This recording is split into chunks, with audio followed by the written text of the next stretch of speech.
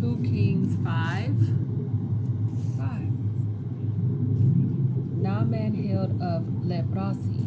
Now Naaman was commander of the army of the king of Aram. He was a great man in the sight of his master and highly regarded, because through him the Almighty God had given victory to Aram. He was a valiant soldier, but he had leprosy. Now bands of traders from Aram had gone out and had taken captive a young girl from Israel, and she served Naaman's wife. She said to her mistress, "If only my master would see the prophet who is in Samaria, he would cure him of his leprosy." Naaman went to his master and told him what the girl from Israel had said. "By all means go." The king of Aram replied, "I will send a letter."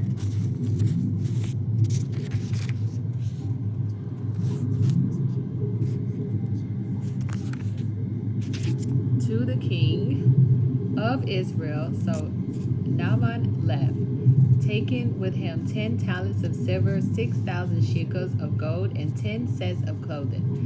The letter that he took to the king of Israel read, "With this letter I am sending my servant Naaman to you, so that you may cure him of his leprosy." As soon as the king of Israel read the letter, he tore his robes and said, "Am I God? Can I kill and bring back to life? Why does this fellow send someone to me to be cured of his leprosy? So how he is trying to pick a quarrel with me."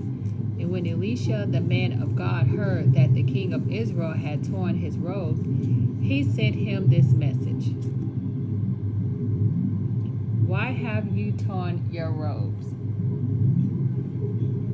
Have the man come to me, and he will know that there is a prophet in Israel?"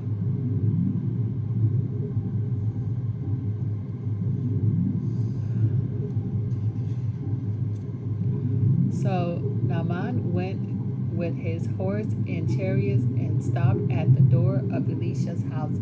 Elisha sent a messenger to say to him, "Go wash yourself 7 times in the Jordan, and your flesh will be restored, and you will be cleansed." But Naaman went away angry and said, "I thought that he was surely come out to me and stand and call on the name of the Almighty his God, and wave his hand over the spot and cure me of my leprosy. Are not Abana and Farba or Vanba, the waters of Israel, couldn't I wash in them and be cleansed?" So he turned and went off in a rage.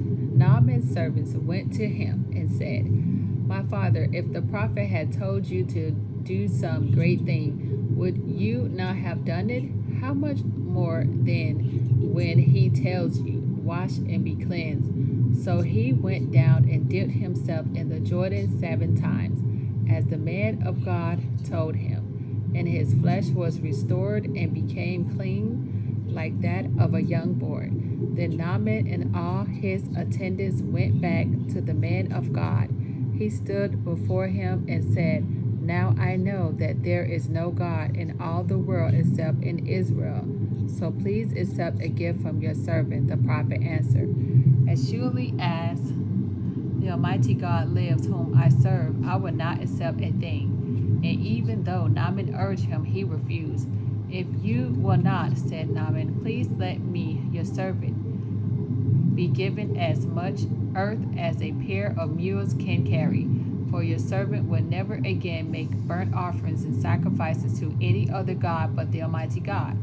But may the Almighty God forgive your servant for this one thing. When my master enters the temple of Rimmon to bow down, and he is leaning on my arm, and I have to bow there also, and when I bow down in the temple of Rimmon, may the Almighty God forgive your servant for this. Go in peace, Elisha said. After Naaman had traveled some distance, Gehazi, the servant of Elisha, the man of God, said to himself, my master was too easy on Naaman this Aramean by not accepting from him what he brought. As surely as the Almighty God lives, I will run after him and get something for him. Gehazi hurried after Naaman, and when Naaman saw him running toward him, he got down from the chariot to meet him. Is everything all right? He asked. Everything is all right, Gehazi answered. My master sent me to say, 2 young men from the company of the prophets has just come to me from the hill country of Ephraim. Please give them a talent of silver and 2 sets of clothing. By all means, take 2 talents, said Naaman. He urged Gehazi to accept them, and then tied up the 2 talents of silver in 2 bags with 2 sets of clothing. He gave them to 2 of his servants, and they carried them ahead of Gehazi. When Gehazi came to the hill, he took the things from the servants and put them away in the house. He sent the men away, and they left. And when he went in and stood before his master, Elisha asked him, where have you been, Gehazi? Your servant didn't go anywhere, Gehazi answered. But Elisha said to him, was not my spirit with you when the man got down from his chariot to meet you? Is this the time to take money, or to accept clothes, or olive groves and vineyards, or flocks and herds, or male and female slaves? Naaman Leprosy will cling to you and your descendants forever. Then Gehazi went from Elisha's presence, and his skin was leprous. It had become white as snow. An axe head floats. 2 Kings 6. The company of the prophets said to Elisha, look, the place where we meet with you is too small for us. Let us go to the Jordan, where each of us can go get a pole, and let us build a place there for us to meet. And he said, go.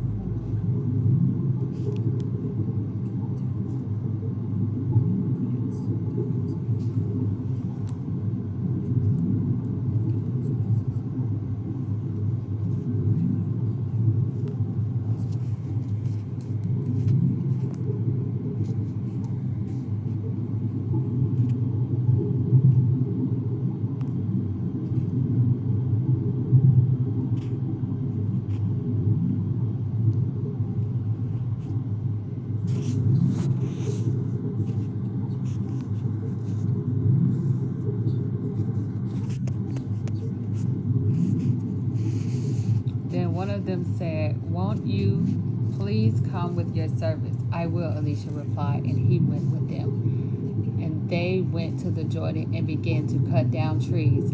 As one of them was cutting down a tree, the iron axe head fell into the water. Oh no, my God, he cried out. It was borrowed, and the man of God asked, where did it fall? And when he showed him the place, Elisha cut a stick and threw it there, and made the iron float. Lift it out, he said. Then the man reached out his hand and took it. Elisha trapped blinded Arameans. Now the king of Aram was at war with Israel. After conferring with his officers, he said, I will set up my camp in such a place. The man of God sent word to the king of Israel, beware of passing that place, because the Arameans are going down there.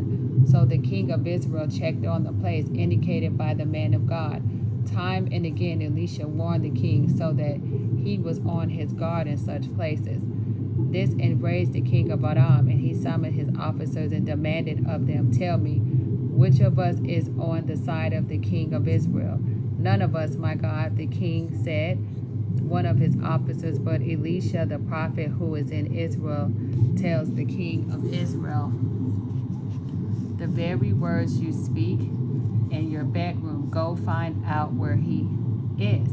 And the king ordered, "So I can send men and capture him." And the report came back, "He is in Dothan." Then he sent horses and chariots and a strong force there, and they went by night and surrounded the city. And when the servants of the man of God got up and went out early the next morning, and the army with horses and chariots had surrounded the city, "Oh no, my God, what shall we do?" And the servant asked, "Do not be afraid." The prophet answered, "Those who are with us are more than those who are with them." And Elisha prayed, "Open his eyes, God, so that he may see." Then the Almighty God opened the servant's eyes, and he looked and saw the hills full of horses and chariots of fire all around Elisha. As the enemy came down toward him, Elisha prayed to the Almighty God, "Strike this army with blindness." So he struck them with blindness, and Elisha had asked. Elisha told them, "This is not the road, and this is not the city. Follow me, and I will lead you to the man you are looking for." And he led them to Samaria. And after they entered the city, Elisha said, "God, open the eyes of these men so that they can see." And the Almighty God opened their eyes, and they looked, and there they were inside Samaria. And when the king of Israel saw them, he asked Elisha, "Shall I kill them? My father, shall I kill them?" "Do not kill them," he answered. "Would you kill those you have captured with your own sword or bow? Set food and water before them so that they may eat and drink, and then go back to their master." So he prepared a great feast for them, and after they had finished eating and drinking, he sent them away, and they returned to their master. So the bands from the Aram stopped raiding Israel's territory. Famine and besieged Samaria. Sometime later, Ben-Hadad, king of Aram, mobilized his entire army.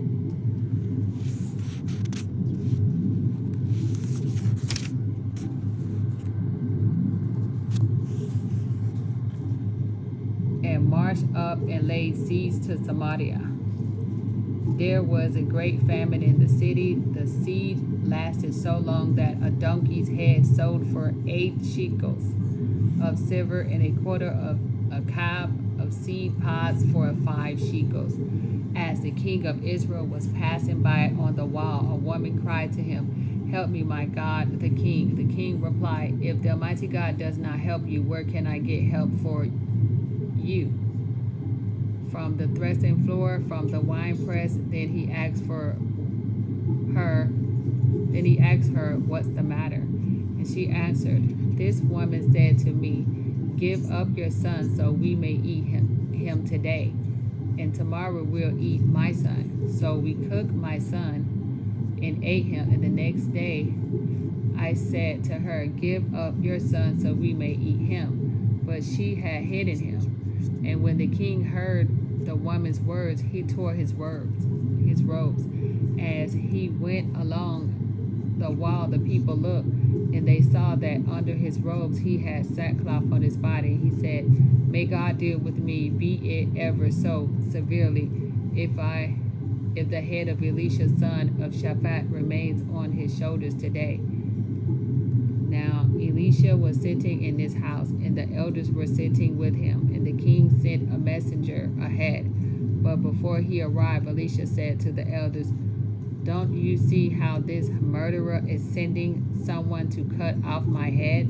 Look, when the messenger comes, shut the door and hold it shut against him." Is not the sound of his master's footsteps behind him? While he was still talking to them, the messengers came down to him. And the king said, "This disaster is from the Almighty God. Why should I wait for the Almighty God any longer?"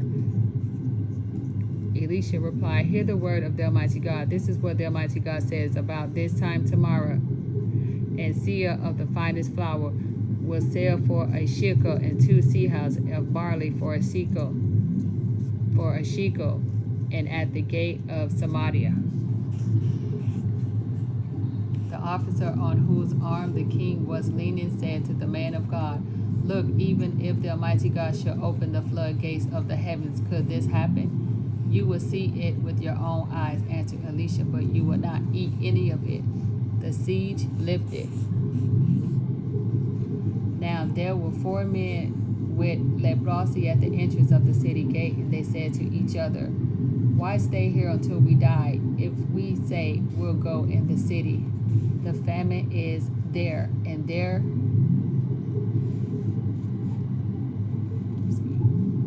we will die. And if we stay here, we will die. So let's go over to the camp of the Idumeans and surrender. If they spare us, we live. If they kill us, then we die. And at dusk they got up and went to the camp of the Idumeans. And when they reached the edge of the camp, no one was there, for the Almighty God has caused the Idumeans to hear the sound of the chariots and horses in a great army, so that they said to one another, Look, the king of Israel hath hired the Hittite and the Egyptian kings to attack us. So they got up and fled into the dust and abandoned their tents and their horses and donkeys. They left the camp as it was and ran for their lives. The men who had leprosy reached the edge of the camp, entered one of the tents, and ate and drank.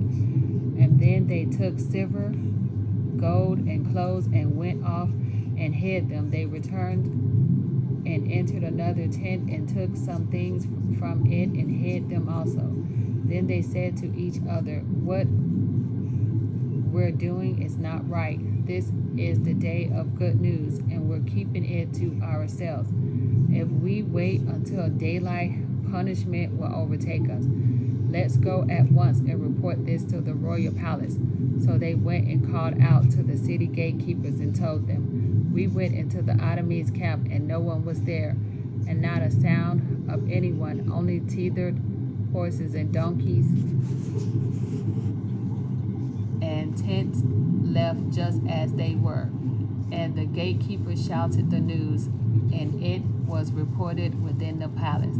The king got up in the night and said to his officers, I will tell you what the Idumeans have done to us.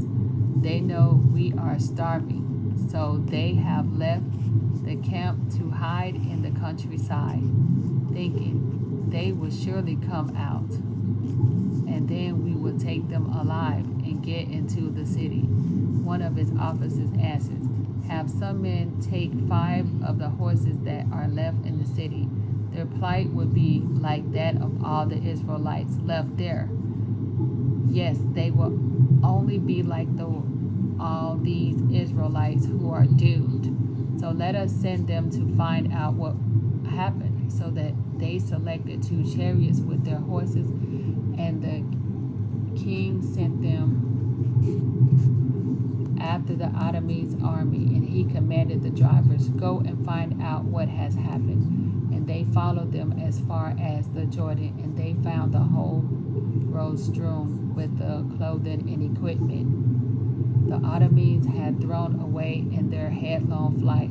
So the messengers returned and reported to the king. Then the people went out and plundered the camp of the Idumeans. So a seah of the finest flour sold for a shekel, and 2 seahs of barley sold for a shekel, as the Almighty God had said. Now the king had put the officer on whose arm he leaned in charge of the gate, and the people trampled him in the gateway, and he died, just as the man of God had foretold. And when the king came down to his house, it happened as the man of God had said to the king, About this time tomorrow a seah of finest flour will sell for a shekel, and 2 seahs of barley for a shekel at the gate of Samaria.